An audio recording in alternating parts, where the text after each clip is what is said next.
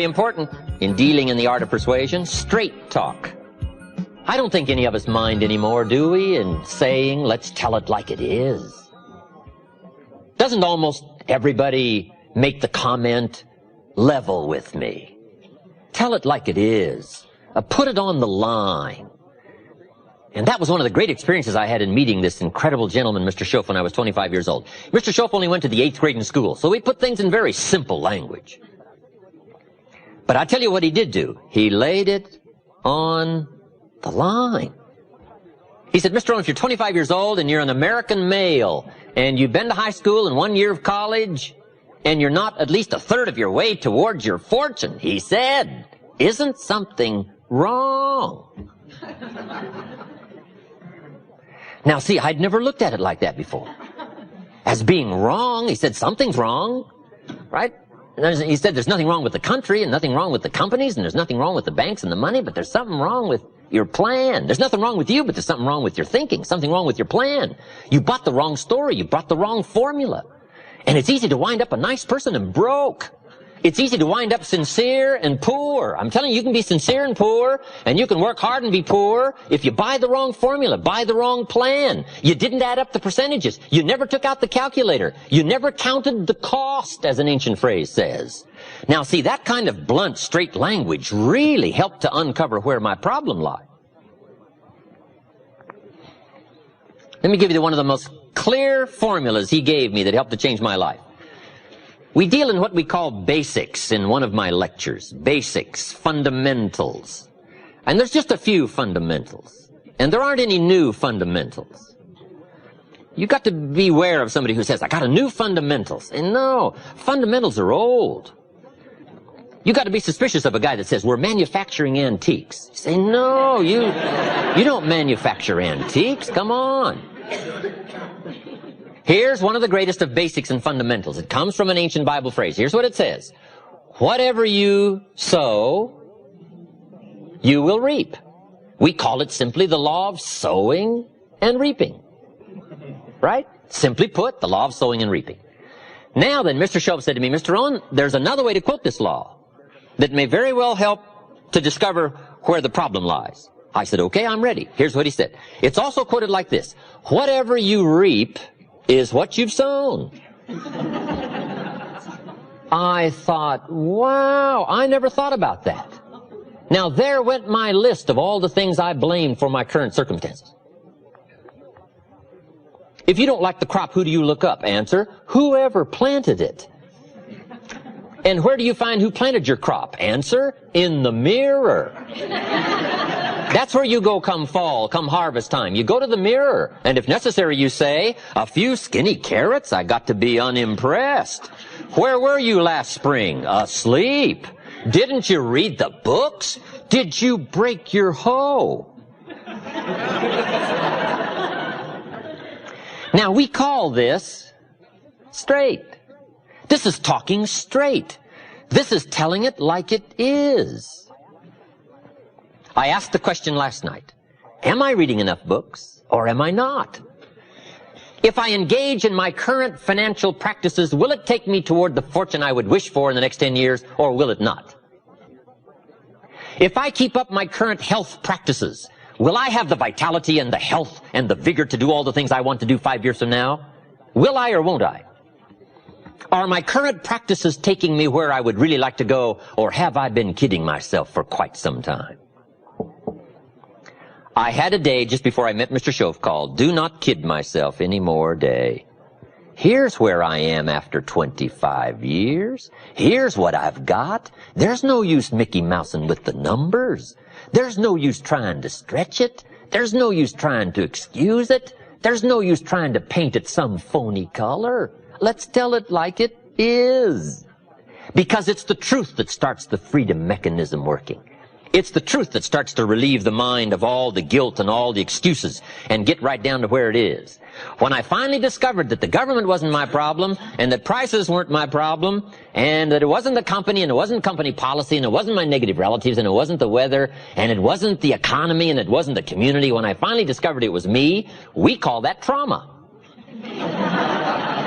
Now, after I had passed through the trauma of discovering that it was me and not all the other things I'd blamed all those years, when I finally went through the trauma, now suddenly it dawned on me, hey, if it's me, I can do something about that right away. And then I started getting excited after my trauma had passed. See, if it's the government, I don't give you much chance. If it's prices, I don't give you much hope. If it's other people, I don't give you much of a chance, because I'm telling you, it probably isn't going to change. It's going to be about like it's always been, right? Opportunity mixed with difficulty. So if all those things are going to remain in place the next few years, which I imagine they will, the only change that is really going to dramatically affect your life is you. Mr. Shoaff said to me, Mr. Rohn, if it isn't going well for you, you don't say, what's wrong out there? You say, what's wrong in here? There's a Black Heritage spiritual that says, it's not my mother nor my father. It's not my brother nor my sister. It's me. What a revelation. But once you find out it's you, that's something you can go to work on this very day. You can start to make a new stretch today. You can start reading some new books today. You can sign up for some new classes today. You can start engaging in constructive thinking today. You can make some life-changing decisions today. See, you don't ever have to be the same again after this evening, only by choice. And while you wait for prices to come down, and while you wait for the outside to change, I would go to work immediately and quickly on the refinement of your own thinking and the refinement of your own disciplines, and watch how quickly the equity of that starts to grow. Now, this is called dealing in straight talk. When a father who's 40 and broke living in this country finally discovers when his children say, Daddy, how come we're not rich? If he wants to speak the truth finally, he says, I'll tell you why. I smoked it. I spent it in small daily pieces. And I didn't know it was going to mount up to be a fortune over the last 20 years. To be honest with you, I spent our fortune on non-essentials.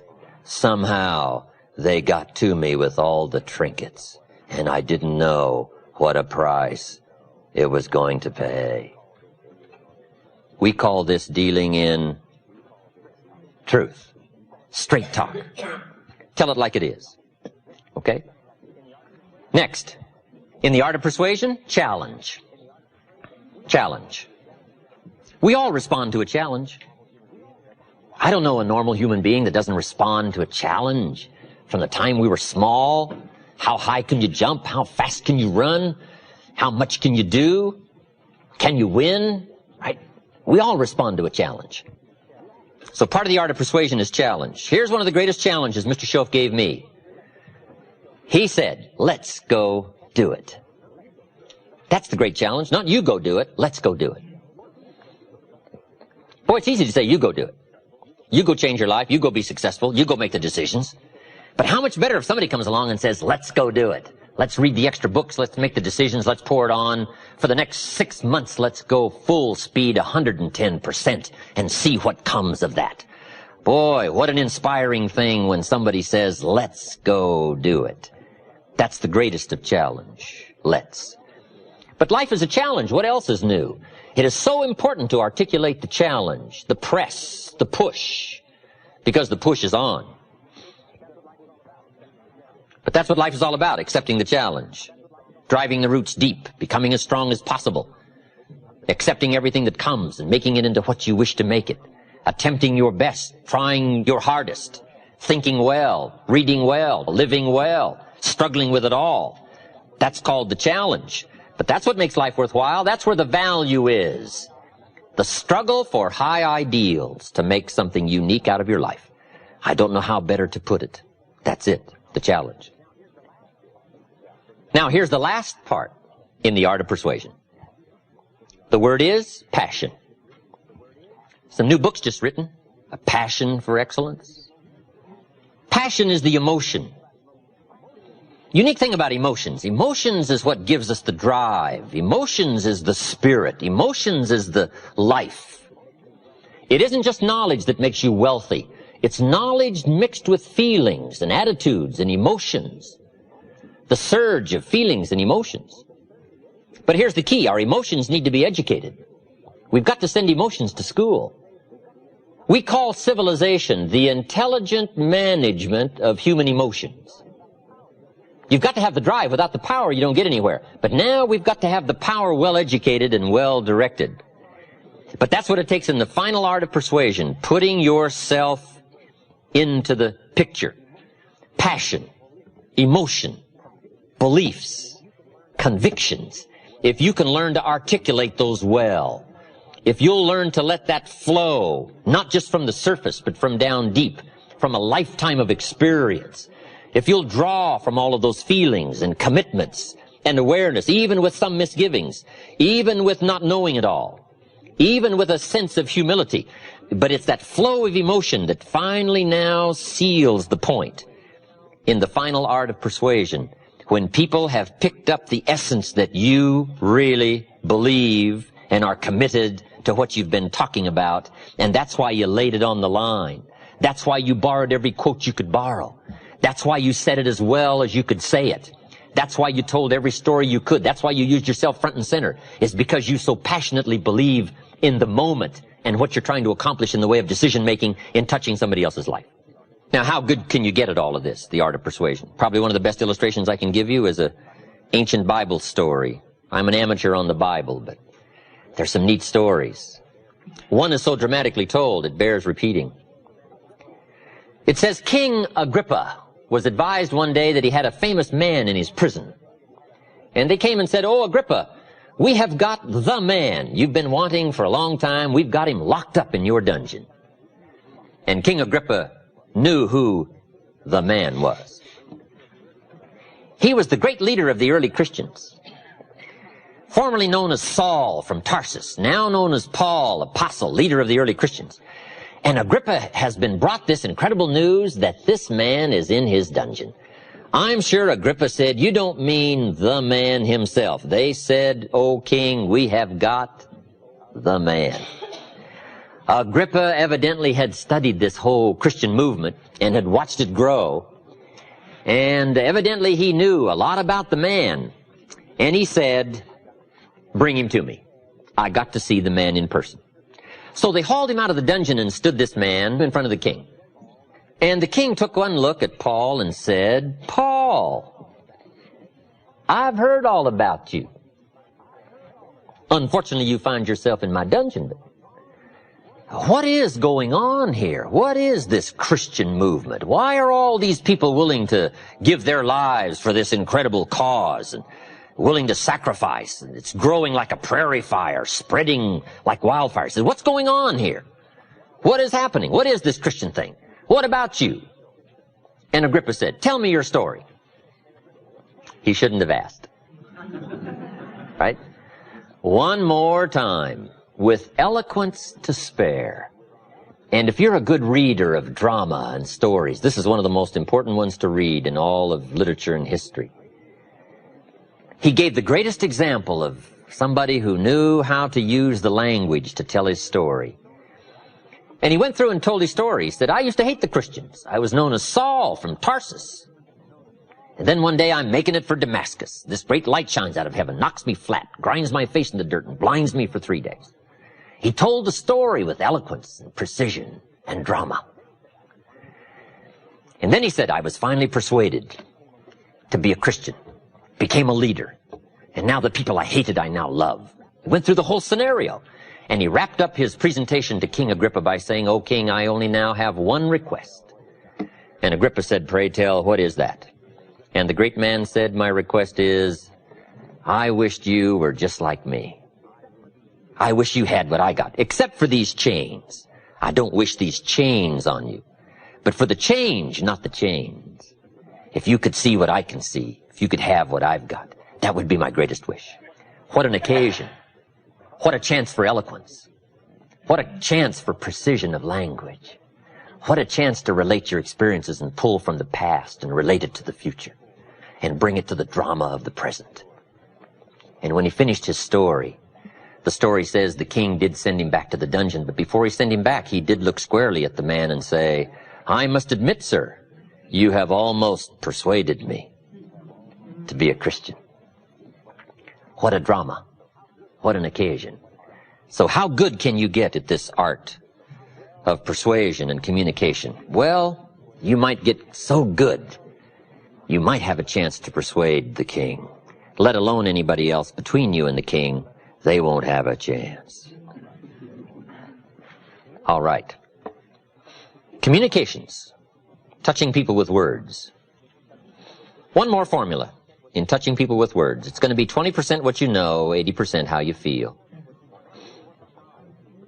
So I'm asking you to work on knowledge.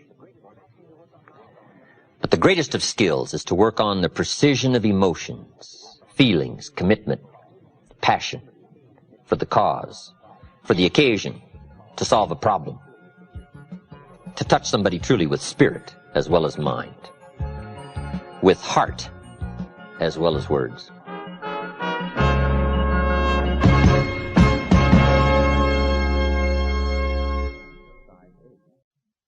The heart, and proceeded from that moment to become somebody. And that's the key. The key is to be attractive. We come back to the central theme of all of my lectures. Here's what I start with. The major part of your world starts with you. Mr. Schoaf gave me, in dramatic fashion, one of the major keys that changed my life. Here's what he said. Work harder on yourself than you do on your job. That simple statement started to make measurable changes in my life in a fairly short period of time. I had discovered up until age 25, I had worked hard on my job, but not on myself. And that was my reason for lack of progress. Now, when it comes to be a leader, the same thing applies. If you really want to attract attractive people, if you'd like to have people of quality around you, the key is to become a person of quality. Leadership, the ability to attract someone to the gifts and skills, opportunities to be around you as a manager, as a parent. I call leadership the great challenge of the 80s in a wide variety of areas.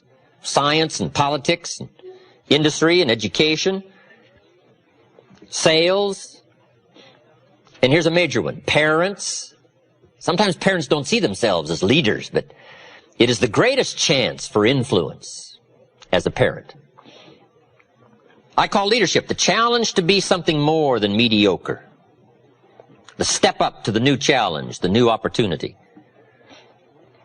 It was said of Abraham Lincoln, he was at his mother's bedside when she died, and her last words were, "Be somebody, Abe." And if that story is true, evidently he took it to heart and proceeded from that moment to become somebody. And that's the key to leadership. Inner inspection of your gifts and your skills, your integrity and your character. The outer look at how you present yourself as you appear. In some of our other lectures, we go through this whole scenario. The inside is important, but also the outside is important. When you meet somebody for the first time, first thing they're going to do is take a look. Now, sure, they're going to listen, but then they're going to take a look. Now, certainly we learn to evaluate people by more than what we see, but at first we're going to take a look. Let me quote you an ancient phrase. It says, people look on the outside, God looks on the inside. Isn't that excellent information? That's excellent information. So that might mean work on the inside for God, work on the outside for people. You say, well, people shouldn't judge you by your appearance. Well, let me give you a clue. They do. They do. You can't deal in shoulds and shouldn'ts. You got to deal in realities. Now, when people get to know you, they'll judge you by more than what they see, but at first, it's all they got to go by is what they see and what they hear. Now, sure, there's more to come, but at first, you got to pass the show up test, the challenge to be somebody. Let me just give you a brief list. Be somebody wise. There's no substitute for smart. Threats don't make up for smart, right? Volume and shouting doesn't make up for smart. There's no substitute for smart. Be somebody strong. Strength is attractive. And there are many ways to be strong. Decision-making, character, language, right? As well as vitality and health. There's a lot of strengths, and they're all attractive. But let me give you now the refinement of leadership skills. Here it is. Learn to be strong but not rude. This is refinement. These are the extra steps to become a powerful, capable leader with wide range of reach. Some people mistake rudeness for strength. It's not even a good substitute. Next, be kind but not weak. We must not mistake weakness for kindness. Because kindness isn't weak. Kindness is a certain kind of strength. We must be kind enough to tell somebody the truth. We must be kind enough and considerate enough to lay it on the line. We must be kind enough to tell it like it is and not deal in delusions. That's a sense of kindness. Not weakness, but kindness. Next, learn to be bold but not a bully. It does take boldness to win the day, to become a leader. You got to stride out front. You got to be willing to take first arrows. You got to be willing to take first problem, first trouble, leading the way. You must boldly seize the spring. Farming is not an easy task. You must press the seeds into the soil. I think all of us would relate farming to hard work. It's hard work. Planting the seed, letting it grow, defending it against all of the encroachments of bugs and weeds. We call it not an easy task, but that's one of the best illustrations I know of life. If you want any value at all come harvest, you gotta press, you gotta be bold, you got to seize it. The high life is not for the timid and the shy. Here's the next one. Be humble but not timid. Some people mistake timidity for humility. But humility is a virtue. Timidity is a disease. It's a malady. It's an affliction. Now, it can be cured, but it is a problem. But humility is a almost godlike word, a sense of awe, a sense of wonder, a sense of dimension, a sense of understanding the distance in worth and value. An awareness of the human soul, the spirit, something unique about the human drama versus the rest of life. Humility is a grasp of the distance between us and the stars, and yet having the feeling that we're part of the stars. Next, be thoughtful but not lazy. It's okay to dream, but we must not just become a dreamer. Here's a good refinement. Be proud but not arrogant. It takes pride to win the day. It takes pride in company, philosophy, opportunity. It takes pride in community, school. It takes pride in group, organization. It takes pride in cause and accomplishment. But the key is to be proud without being arrogant. Do you know the worst kind of arrogance? Arrogance from ignorance. It's hardly tolerable, right? Next, deal in realities. Deal in truth. Save yourself the agony. Just accept it like it is. Life is fairly unique. Accept it as unique. Now, best to call it unique. Some people call it tragic, but it's best to call it unique. The black widow spider eats her mate after he's finished his noble task. Now, some people would call that awful. I think it's more important to call it unique. Unique. That's unique.